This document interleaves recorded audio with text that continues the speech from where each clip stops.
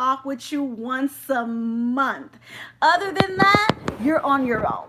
You're on your own. You're gonna need to like to have your own little talk show, like a little series. Hi Rose, hi Charlene. You know that you can talk about sex all you want, but because we can't do this sex talk every show. And I'm sure, y'all, I bet y'all tonight she's gonna try to fit something sex in this topic. I don't know how, but she's gonna try. We're just gonna see what happens. Right? All right. Okay, so let's get started, guys. I was hoping she made it on time, but I don't think so. So let's just get started and she'll just jump in as she always do. All right, so let's get started. Drum roll. Do what thou will. That's the title. Wait, I think I hear my door open, right? So let's talk about her. Gonna talk about her. So Jenny, you know, like she that type of chick, you know, that we just don't really like all the time, cause she always talking about people. You know, yeah, Jenny talk about people a lot. Like she talk about people like a whole bunch, right? So yeah, so we're gonna keep talking about her, and then that way she can think we're talking about her. So we're gonna talk about Jenny, because Jenny ain't, you know, like she's just off the chain, but we just gonna, you know, keep talking about her, because the Walk Talk people was talking about you. I know y'all ain't talking about me while I'm here. They were talking say it to my face. They were say it to my face. They say you wrong because you talk about sex all the time. So, what's the problem? Hold on, let me ask you a question. They say you need Jesus and you let need me ask you a deliverance. question. Oh, who said that? Let me go through my little timeline first. Who said that?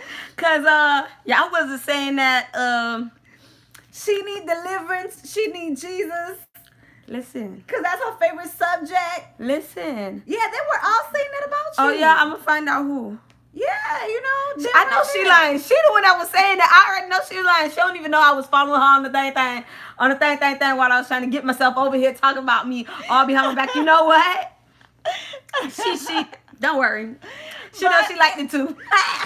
Whatever.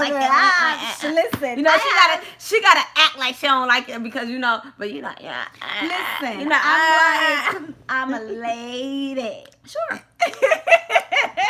All right, so we did go ahead and did our drum roll. Okay. Our drum roll is do what thou wilt, right? So do what thou wilt. So in our new quote unquote slogan, we call it nowadays, we call it what? I'm living my best life. I'm living my best life. I knew she was gonna I could have bet my dollars. I knew she was gonna do that. I ain't going back and forth with you.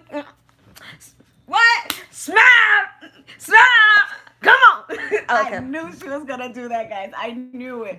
But yeah, so living your best life. That is what we call it nowadays, right? Like every year, I don't know, like if you notice, like every year we have like a title for us having the ability to do whatever we want, however we want. Yeah. Like last year, I think it was YOLO. YOLO.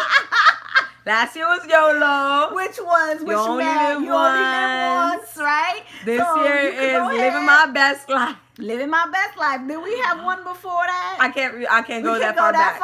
I can't. But that's the only one I could remember too was YOLO. That's the only one I remember was YOLO. They even made a whole life restaurant out of that doggone name. Yes. Listen, I'm gonna do a restaurant called Living My Best Life. Watch. Smile. But yeah, so that is basically what we're going to be talking about today, guys. We're going to be talking about living our best life, seeing what is right, seeing what is wrong, seeing like if it's truly, you know, us living our best life versus it don't matter right or wrong. I'm living my best life. You live your best life regardless? Regardless, right or wrong, boo. Who gonna check me, boo? Who gonna check you, boo? Who gonna check me, boo? Shit, right? The Lord. Whatever. Yes. Hi, you guys. Hi, you guys. Okay, so this is my first question for you, right? All right. Do you know? Yes. I mean, you might know this. You might not. I'm not sure. You know, if you're a big reader, but do you know where the saying "Do what thou wilt" came from? Do you know who said it? And who is that person? Like, who came up with that Okay, so when I hear do what that will, it sounds like a Shakespearean time frame, like a art thou loose. Woman thou loose. Art. Woman thou qualified. Romeo, Romeo, wherefore art thou, Romeo, thou, Okay. thou Let me save you. Let me deliver you. I mean, I'm just saying, it sounds like it's coming from that era. Okay, well, you kind of sort of right. Right? You kind of sort of right. That word actually came from a poet. Mm-hmm. Okay? That his name is Eleazar Crowley. Okay. Eleaster Crowley, sorry. Aleister. And I'm Crowley, Crowley. Right? He the one that kind of came up with this title, with this slogan. Right. And he actually was a poet, so you're kind of right. See? Okay. My je ne sais quoi is on point. Yes, I guess. So he was a poet, but more importantly, he was an occultist. Like, he was really deep into magic and voodoo and things like that. Oh, okay. So his whole slogan for do what thou wilt is kind of like do whatever you want. Live whatever life you want. However you want. You want to do it, do it. You don't want to do it, that's your business. But either way, you do whatever you want. There is no consequences. There's no pain. There's no anguish. There's nothing. You do what you want to do. Okay. I do what I do. You want, what it want you. No, that's not a song. We're not going to make it into one today. That is a song. That's Missy. You said it all I said wrong. it wrong? You said it wrong. Oh. Okay. Sorry. Don't do Missy. Missy, sorry. Sorry, Missy. She ain't no better. I didn't catch it soon enough. Sorry, Missy. Sorry. All right. So with that being said, he actually created that slogan. But the whole thing behind that slogan was in a demonic. I just want to break it down, guys, because I can go really deep into this, but I want to just keep it very light, okay? But his whole thing was, you do whatever you want to do, however you want to do it. You live your life. If you want to do magic, you do magic. You want to serve the devil, you serve the devil, which was what he was, right? He was a devil worshiper. He was an occultist. So that was his main thought process. And I think Jay-Z, if I'm not mistaken, made a song on that notion as well. And he have like a clothing line that's titled this. Right? So it's kind of like following through that whole demonic, non-Christian, occultist life. Madame Pat says he is the founder of the Satan Church. Right, exactly. So he was that type of person, okay? So he was that type of person. That's where that whole slogan came from. So demonic, right? Demonic. All right. So when we talk about we do what we want, however we want, we live what we want, I think we kind of like shadowing. Use the lie. We're kind of shadowing a little bit of she a lie. I ain't shadowing nobody. Of that whole notion, right? I mean, keep in mind, if somebody say YOLO, live your best life, or, or I'm living my best life. Because if you chop down that song, right? Let's say you chop down that song, living my best life. You chop it down. Let's chop it down a little bit. I'm living my best life. I ain't going... Messing with you. No, I ain't going back and forth with you. Yeah. Okay. Right. I'm living my best life. I ain't going back and forth with you. Okay. And then it says, you eating good? Smile. You working hard with your food stamp card. Smile. Right. Look. You made a whole bunch of money on fraud. Smile. Is that good? Hey. They didn't say it was good or bad. They said live your life. Exactly my point. So my whole thing is, if it's not good, why am I smiling? Because I'm come on. Because you're smiling. Come on. No, but if it's not the right living, he's not trying to instruct you on how to live. No, but he's telling you instruct you on if you're gonna do it, then and you got away with it, put a smile on your face. He said, if you're gonna do it with a smile. Whatever you gonna do it with a smile. That's what he's saying. He said you gonna cuss your job out, do it with a smile. You gonna give good customer service, give good customer service with a smile, okay? So whatever it is, do it with a smile. regardless if it's good or bad, smile. Smile.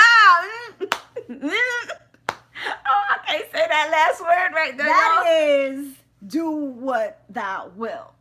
And In do the it with a new smile. version of Smile while you're doing it. 2018, right? Because at the end of the day, that's exactly what it is. It's like we get the leeway. We feel like we can do whatever it is that we want to do. Hey, worker. However it is that we want to do it. Hi, Jenny. Hi, Nancy. Y'all smiling. No, Murma. Jenny is a devil advocate. I'm gonna play one today. Mama, I'm telling you. I'm gonna play I one think, today, okay? Just for today, you know. Listen, I mean, well, we did last week and today, okay? Last show and today, okay? listen, I don't know about Jenny today. We might have to reach and throw a hand. Listen. Okay. All right. So let me ask you this. Okay. So have you ever done something that you knew that was wrong and you was like, oh my gosh, like you knew something that was like I should have never done that. I've done quite a few Quite things. a few. Okay. Throw When a it was couple my YOLO, way. when it was When it was YOLO, when it was living your best living life. your best life. Listen, I'm gonna live my best life. Oh. Smile. I did it all with a smile. I did it all with a smile. We need prayer. Okay, so let's see. Have I done anything that I'd be like, oh my God? You know what? Nowadays, That nothing. you knew that shocked you. Like you, Like, really, you nothing didn't really- plan on doing it. Like you didn't want to do it, but you were just like, did I just do that? Like really, nothing really surprises me anymore now. Nothing really surprises me anymore. Let's go to you. You probably have some better resources. Nothing just. Oh my gosh. Okay. I didn't care for that. No, You're nothing. going down the list. Yeah, I have to go down the list. Yo, I promise you, I think my crazy became norm. Like, I don't know. Like, Wow. what? Give me an OMG moment. Like an OMG moment, I think for me, like one of my biggest OMG moments was when I actually dated someone that I knew I shouldn't have been dating.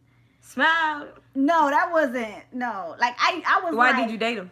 I date him because I think it was just because it was just a test. Mm-hmm. It was like I wanted to see if I could get that person.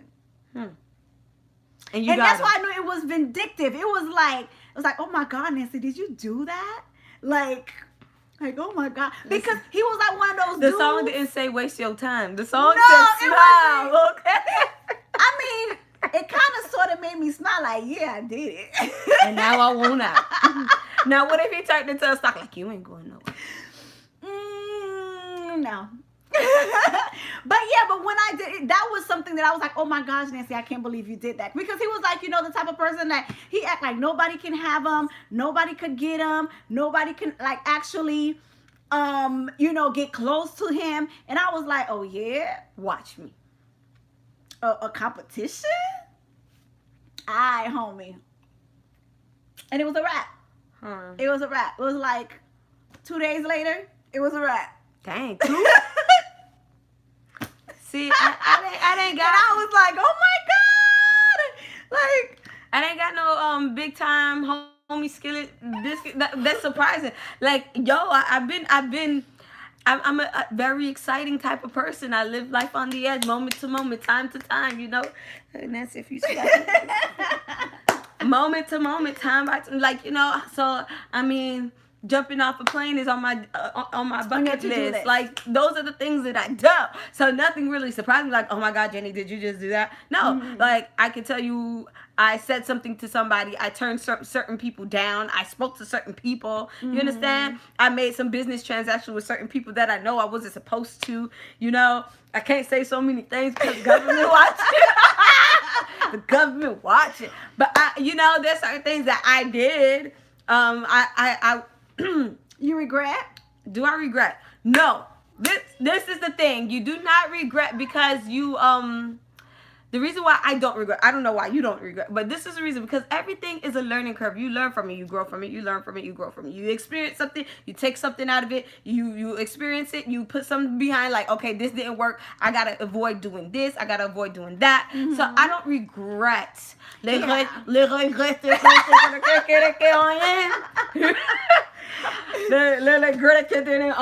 a tattoo I have, guys, because I'm kind of like that too. I live with no regrets. I feel like every decision I've made in my life, I've made them for a reason. Rather rather it was to benefit me, something I learned from, something I had to to take as a stepping stone. Yeah. Whatever it was, I had to do it. I went through it and I learned from it. So my whole life model is I have no life regret, right? That's what she got right here. Look I at it on I you. have that tattooed on my shoulder. Say what it says. It says, non, je ne regrette rien. That's what it says.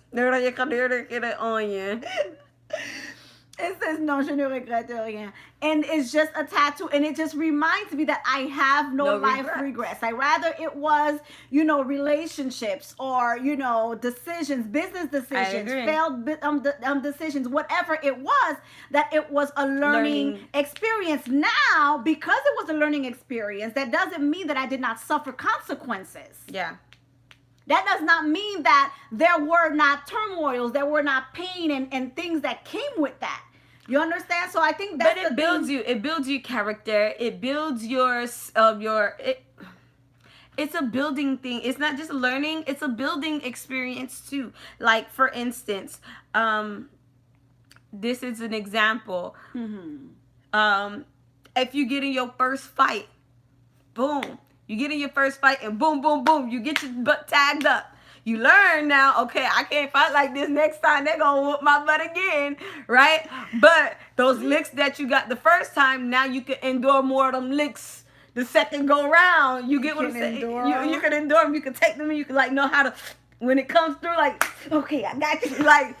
Bruh, growing up, when your parents hit you with the belt, eventually you got immune to the belt. Now you got to play the role that is hurting. My mama on here? I think so. You got to play the role that is hurting. The lick didn't even touch you. I know, right? But you, from the first time you started getting your behind with the belt, that thing hurt. Now it's like, okay, I understand the pain. I understand what it's gonna feel like. I'm becoming more adapted to it. Let me just, she gonna hit me right here. I know when she gonna hit me. So when she come, I gotta curve a little bit. You understand and you grow. I get it, but nonetheless, the pain and the anguish and the things that comes with it is, it can be something as easy as you learning how to curve, or it can be life-threatening or detrimental to your health, detrimental to your life. So, yes, take a chance. Yes, have no regrets. But there are circumstances. Let's say, for an example, someone that decides they're going to be promiscuous. Right? They're going to be very promiscuous. They're going to go out there and sleep with whoever they want, however they want. They live their best life. In our page, that's called liberated. Sexually liberated. That's called whorism. Right, Aunt? Sexually liberated. That's called whorism. Right? Man, female alike, whatever. That's called whoring. She want to live her best life being sexually liberated. No, I think not. That's called a demonic possession of your mind, body, and soul. So now you have this person that wants to be so sexually liberated. Sexually liberated. Okay. Now sexually liberated, and decides that she's gonna go sleep with Tom, Dick, and Harry, Samuels, raw, yeah, raw, without protection, and then end up with herpes, gonorrhea, syphilis, chlamydia, AIDS, HIV, and all of that, right? So she was living her best life, right? Being sexually liberated, and now she has entered a sexually unliberated transmitted STD or STI. Right. It says le regretter rien. Nothing. Reggie, my tattoo means I have no life regrets. I have no regrets.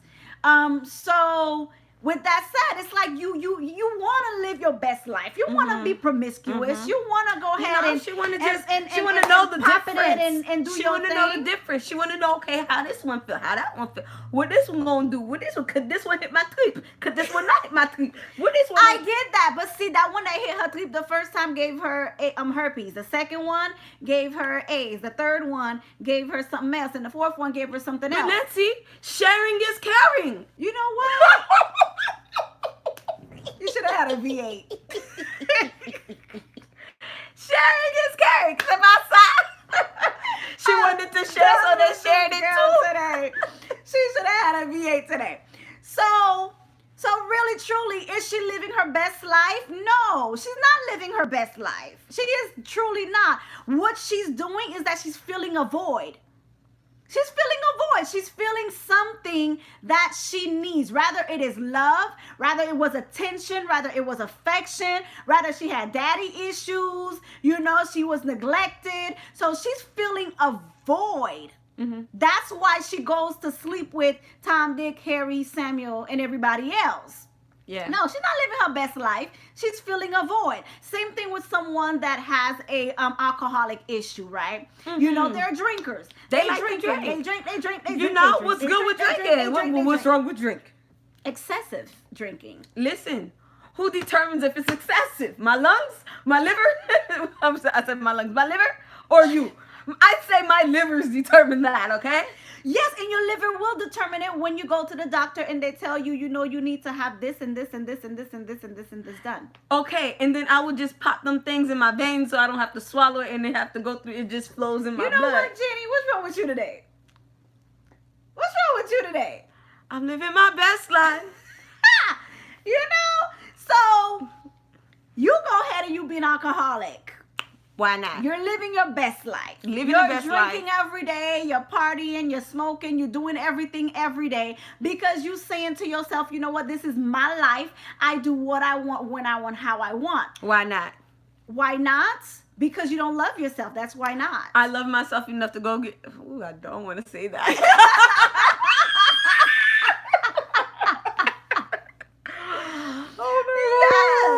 No, boo-boo, you don't love yourself. You cannot possibly love yourself to do something to yourself that is detrimental to your health, that could kill you. That is not self-love. I'm sorry. I don't care who you are and how much you're living your best life. If what you're doing is destroying your life, baby, how y'all do it? Hold on, wait. Like this. She's not here, but it's sideways. You're not living your best life. You're contradicting exactly what you're saying. You literally contradicting living your best life.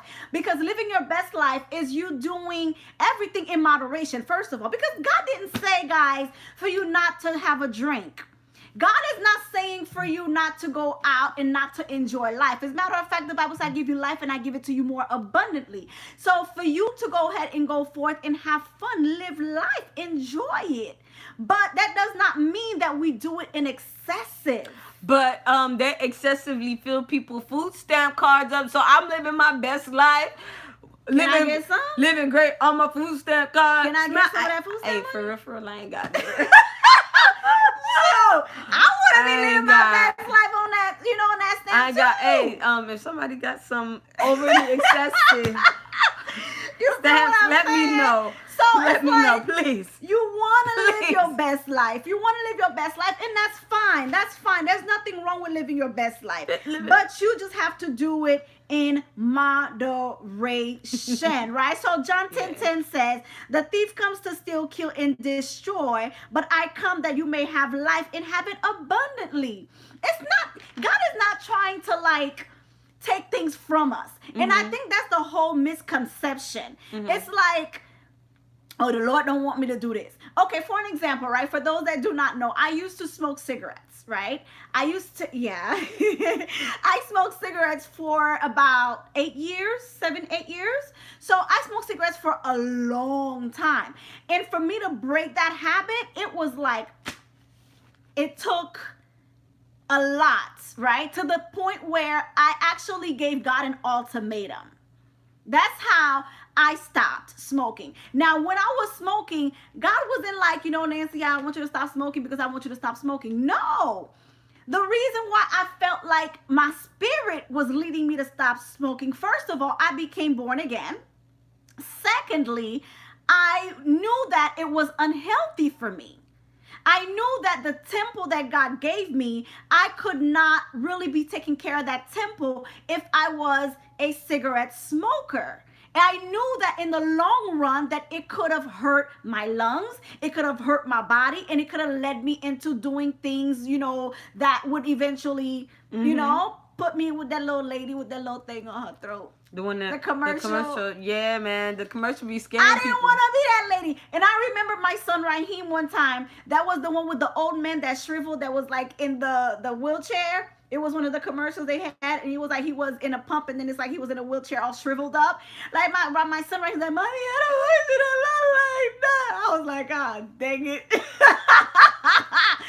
was like, "Baby, your mama not gonna look like that. Your mama," he's like, "Why got you smoking that cigarette?" I was like, "Ah, shoot. All right, I'll try. Mommy will try." But what happened to me was, and that's the thing, with any addiction, with anything that we do in excessive, that we want God to break us free from, all we got to do is ask. I promise you, guys, all you got to do is ask God to help you, and God will help you. This is how I stopped smoking. Guys. I just want to share a little quick testimony. I was, like I said, I was going through about a pack a day. I was a smoker. Okay? And at times I probably would go a pack in 2, if I really had a really long day. So, damn, hold up. You said a pack a day? Pack a day, sis. Like, don't it come in like 24? No, it didn't come in 20. How many it come I think that was like, what, 10 in a pack? No, it had more. Yeah, it was like 2, 4, 6, 8, 10. Maybe 12.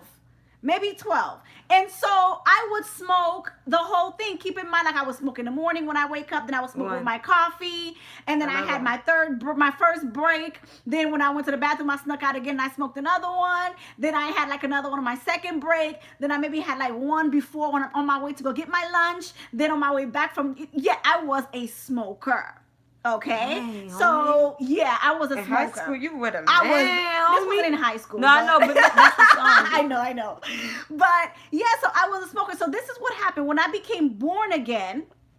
And I remembered one time I was leaving church, right? And I was leaving church, but the nicotine was like, "Oh, Nancy. Oh, Nancy. He was calling my name Nancy Smoke." And I was like, "No." I was like, "Nancy smoked me." All right. And I said, "Wait till we get off the church ground."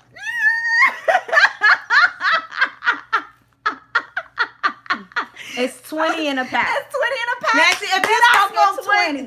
Jeez. Then I smoked 20. I don't remember because this was like, I haven't smoked in like 8 years now, maybe 10 years.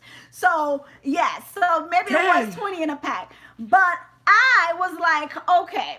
And I mean, guys, I started with the cute cigarette. Like little Capri's. Oh. The little Sadidi little cigarette, the little thin Yeah, I got a ones. confession. That's what I used to. I started with that. Then I went to a Newport. Ew. Then I went to Newport Long. So it was like a little longer. sexier. So it was longer. I never really finished those. But the whole point was I was leaving church.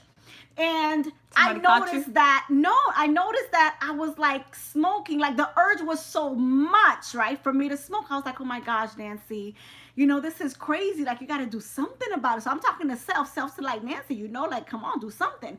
And I'm like, I know I'm trying, right? I'm trying. Yes, she was, clearly. So then I was like, okay, Right. cool. Hi, Chris. No, I wasn't a chain smoker, but I was a active smoker. So then I said, okay, you know what? I'm gonna work on it. I'm gonna work on it. So the next morning, now it's Monday morning, and I remember taking my son to school. I dropped him off in the daycare. I had my gospel music playing, right? My Bible's on the front seat, And a and a cigarette in her cigarette hand. in my hand. And I was like, What's the problem? this don't make no sense. Because again, it's not that I was smoking because I was a Christian, or I was smoking because I'm not a Christian. That wasn't the point. The point is, my mind was renewed in Christ to know that my body was a temple. Gotcha. You understand? My mind was already renewed that said that my body was a temple. It's just now I had to work on bringing my flesh to the recognition, to bring it to one accord and say, okay, you know what? Your body and your flesh and your spirit got to now come to one accord. You guys have to agree on this. So now I'm in the car and I'm like, my cigarette's in my hand. I'm smoking my little cigarette and I'm like, flicking out the window and listening to my gospel music and jamming. I'm like, I'm jamming and stuff. And then I'm like, the cigarette ain't fly out your hand? No. Oh. I'm like, Lord, what is this? You know how, like it says, the prodigal child came to himself? I came to myself in that car. And I was like, Lord, what is this? And the Lord's like, what? I said, this cigarette. I said, you know what? I had 2 cigarettes left in my box. 2. And I said, you know what? And plus the one in my hand made 3. I said, okay, Lord, you God, right? You big God. You ain't little God. You big God. You like Lord of Lord and God of God and all that stuff, right? I'm serving you. I'm doing all of this. I said, okay, this is what we gonna do. If you are the God that you say that you are, and you could do exactly what you said that you could do, when I finish this pack of cigarette, I don't ever want to touch another cigarette again. Now let's see how big and bad of a God you are. That is what I said to God. And I remember this. Y'all, I finished my cigarette. I flicked it out. I went home.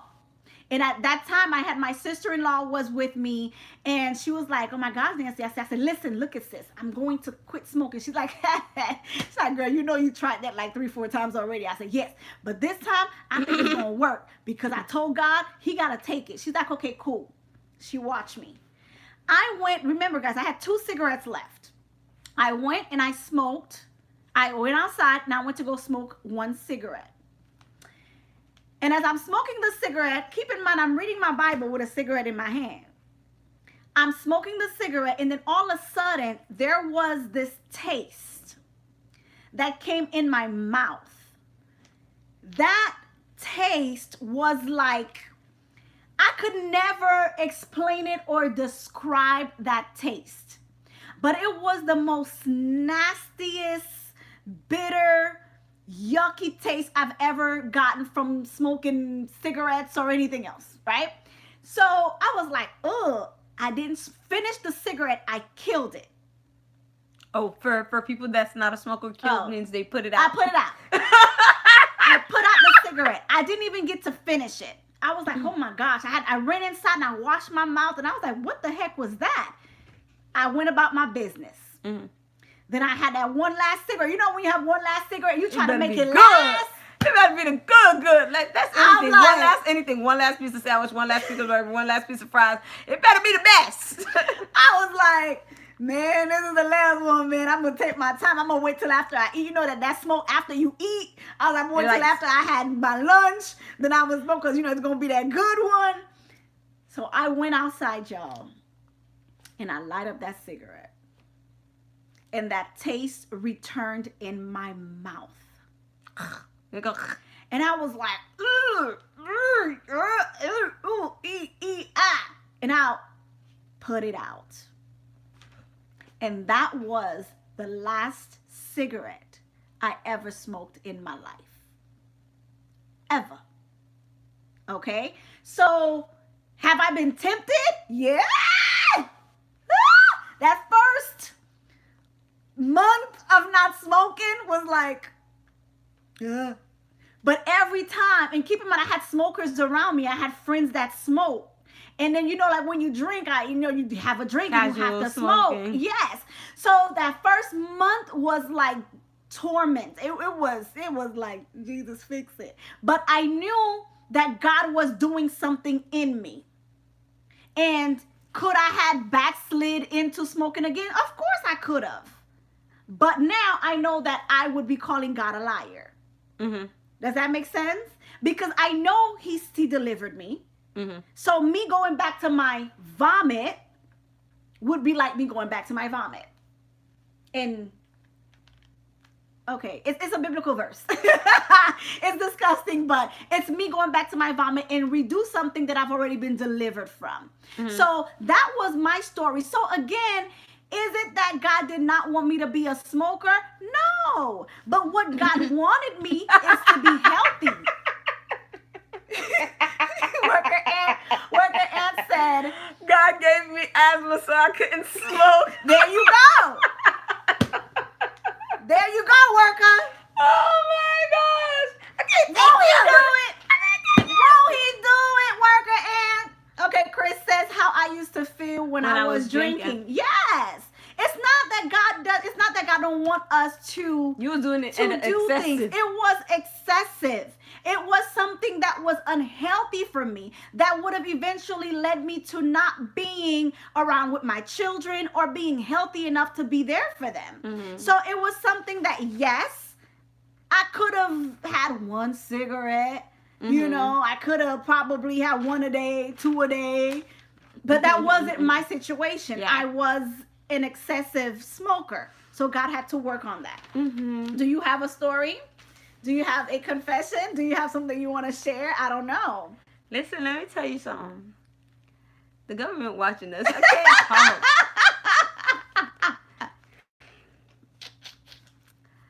My line of duty calls me not to talk about it. Amen. So we're going to leave it right there. No, I got a story. So Once upon a time. Okay, so in my family, here's the thing with my family. That same demon knows how to travel to a lot of people in our family. Yes.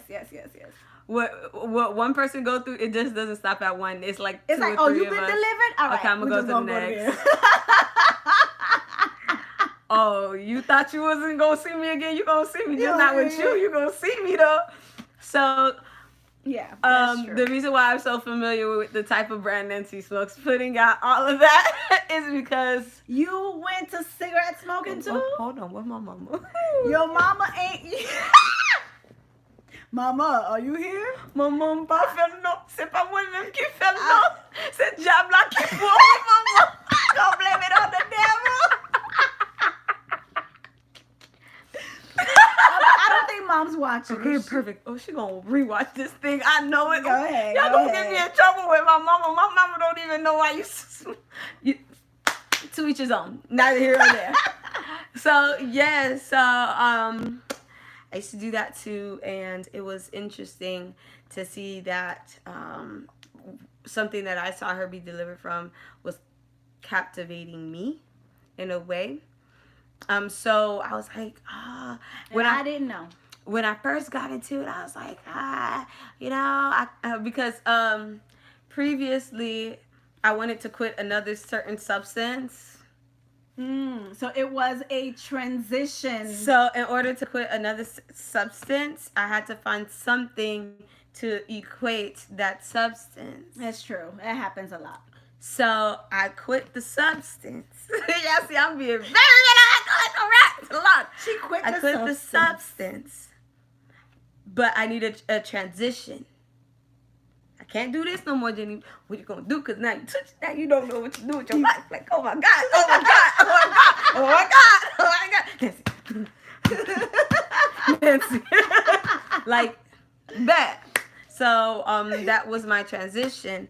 And I remember, here it is. I remember because when I used to visit Nancy all the time, even though it was Hell of a drive. hell of a drive, 45 minutes. It felt like I was going to Orlando, y'all. I was driving. It felt like driving never end to come visit her at her place. But I loved it. Whatever. Hey, if I came on a Friday because I knew I was going to come back to She's not going Sunday, home. okay? I was not going to go home and take that drive. So when I used to go there, I noticed what kind of brand and I was like, just that curiosity, like the brand. Oh my God, I remember. So when I first went to say, okay, I'm going to sit here and find this transition, I was like, I was a bad I was like, on the counter, you could tell I was dumb. Like dumb. Speak your truth, Jenny. The freedom of speaking the testimony even delivered. Facts. So I was dumb. Excuse me, ma'am. There's a brand I'm looking for. because you couldn't call me and ask I can call her and ask her because she's gonna be like, "Why you wanna know? I'll be like, what you trying to do?" Oh hell no, I'm on my way. I'm gonna bring my oil with my holy water. We gonna change this demon. She's like, what are you looking for exactly? She said, first of all, are you of age to purchase? I said, schmack. Yes, I'm of age to purchase whatever the hell I want to out of this facility. Took my ID back. Mm-hmm. Then I was like, okay, so this is the one I'm looking for. It's skinny. It's like tiny. Like tiny. Like skinny. Good night, Chris. Mm-hmm. Good night. It's skinny. It's tiny, and it's like a little bit long, but not long, but not long, but a little bit long. She's like, okay, these are the brands that might be it. I said, if you show it to me, I will identify it. Because I remember her boxes. Show it to me, I will identify it. She said, that, okay. Y'all? No, I was of age. So she goes, boom, boom, boom. She sets everything on the table. I'm like, that's the one. The pink box. The pink box with the swirly swirls. It's called Caprice. I said, that's the one. I want that one. Give me that one. Wrap it up. When I heard the price, I was like, what? What? It's an expensive habit. I was shocked. Because, I'm thinking cigarettes cost, what, $3, $4? That lady said, $7. freaking $8, not close to $9. I was like, bruh, that's a whole lunch. So I was like, bet, wrap it up. Let me get that. Mm-hmm. That was the beginning of my habit. Wow. Now, how did you get delivered from it? So, long story short, I was at my back porch thinking, stressed out. I was in between a rock and a hard place around that time. And I'm like,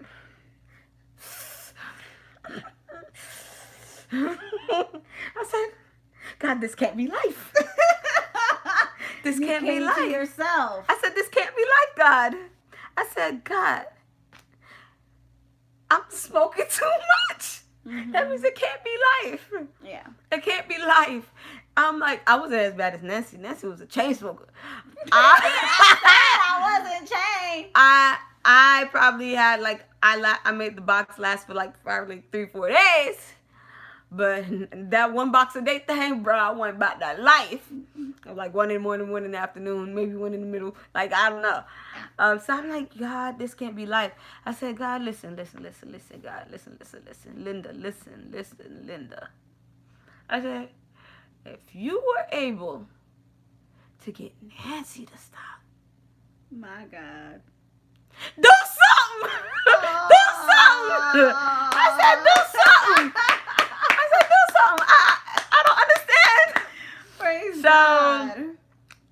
And to be honest, while I was smoking that cigarette, and it was fine while I was smoking it. I was smoking it, and then until I sat down, I was like, do something, man, do something. I'm stressed, man. I'm stressed, looking like a doggone bass in the back of my damn foot. I'm stressed, dog. Right? And that last puff that I took, I was like, nah, this one went bad. This one went bad. Oh my This one went bad. I said, this one went bad. Choo. Mind you, I had a whole box left. So I said, okay, man, let me go get another one because this one went bad. This one went bad. God. I went to go take another one. This story, guys. I went to go take another one out the box because that one went bad and I wasn't finished smoking. I was still stressing in my head. So we both, and I'm like, pacing, pacing, God. pacing. I'm sitting in the back porch, pacing. He's I'm so pacing. This one bad too. I'm like, My what is? God. I said, I bought a bad box. So I threw the whole box away, y'all. I swear I threw the whole box away. I went to go Praise get God. another box. Whoa. I had to test the whole theory out. I have to go get a whole nother box. The box I thought it was bad. It's a stale My box. God. I went to go get another box. And as I'm driving to work, pull one out, shoot, stress. No, I wasn't driving to work. I didn't have a job. I was stressed because of that. So I was driving somewhere, and pulled out, started smoking. I'm like, I bought another bad box. They My giving me God. bad boxes. My God. So I'm like, forget it. My God. All right, I get it. I'm like, all right, I get it. My God. You don't want me to taste this no more? All right, bet. My God. And although the transition was hard to come off, because again, once you get into it, it's like hard to really get out of. Yeah. And I did have certain situations where it was presented in a way, because I do have smokers around me in close proximities to me. I'm like, okay, well, let me taste it, and I'm like, oh no, like Yeah. like it now So I have you a just pungent kept taste. pushing. Yeah, I was pushing. I was trying to see. You kept pushing I'm trying to to see. see. I tested, bruh. I don't do a quick test. No, I do a full theory test. We're doing the whole theory. Okay, this box, today's date, Failed. failed. Okay, tomorrow I bought a box. Failed. It tastes like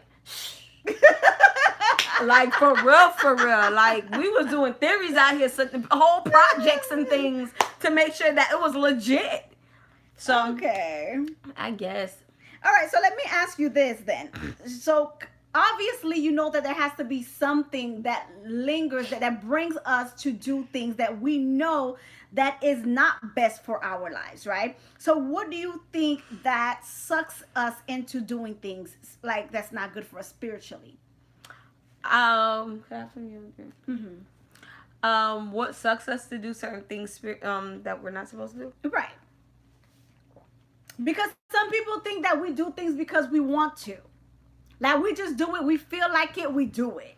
But I think there are hidden agendas. There's a lot of influences coming from everywhere. Mm-hmm. Everybody trying to be the new Joneses. Everybody trying to live up to the Joneses. Everybody trying to do what they see on television. Do what they see on social media. Listen. When you do it, they didn't get caught, but your behind will. Like, I don't know how to put it in pretty terms. I've seen people rob stores and got away with it, and then here go dumb the fool down the street going to rob the 7-Eleven and either get shot or get arrested. Same place, same time, same area. Like, bruh. I agree. Like I see people, like I'll stroll on my Facebook and you see people like smoking or whatever, and then like everybody starts smoking on social media now. Like it was never a thing to see people like smoking on marijuana to be or honest, drugs or whatever. If your profile picture is you smoking, I won't accept your friend request. I'm sorry, because one and two things is it's not smart, and you're not going to tie or affiliate me to somebody like you that's going to do something as dumb as smoke on social media, as if the government not already watching you. Is doing it. It's like that's another thing too. Or if I see that certain young ladies dressing a certain way, certain manner, and it's like it's like a little to no decorum and little to no. Yeah, it's like everybody starts to copying everyone. So the influence is there. That's true. Yeah, the influence is there. Lee Turner said, because we let our flesh take over and not walk in the spirit. That is very truly. And I think what it is for us that we don't understand, that we get sucked into things because we have principalities that are assigned, guys, to your life, to your health, to your assignment, to your children, to your family, to your marriage. Yeah. So whenever like you see something happen and you're like, man, I'm just living my best life and this is just how it went. This is how it went down. No, that is not the bottom line. That's not how it just happened. Yeah. Something pushed you to do that. Something made you do that. Something made you decide to go and steal. You're not living your best life by being a thief. You're not living your best life by being, a scammer. That's why the song is like cute. We're like, yeah, you make $100 on, On fraud. on fraud or whatever. You make 100K on fraud, and people like, yeah, smile. No, that's not nothing to smile about. You're a thief. Yes, I said it. She's talking to y'all thieves because I surely did have somebody around my birthday in July stole my money out my account, can't get it back, all drowned overdraft. Yeah, thief. Sorry. It's true. Like those things, you cannot make those things look pretty. You can't spray perfume on trash. It still stink.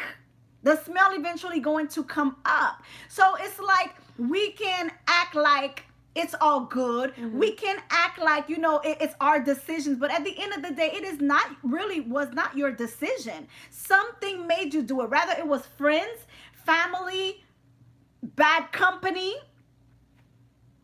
your homie, your girlfriend, because she had to get her hair done, her nails done, you ain't had the money, you decided, you know what, I'm going to go ahead and I'm going to do this little fraud right quick. I don't know. But whatever the reason was, that was not you living your best life. That's living your struggling life, trying to get it to be your best life. Exactly. You're faking it. You're actually living a fake life.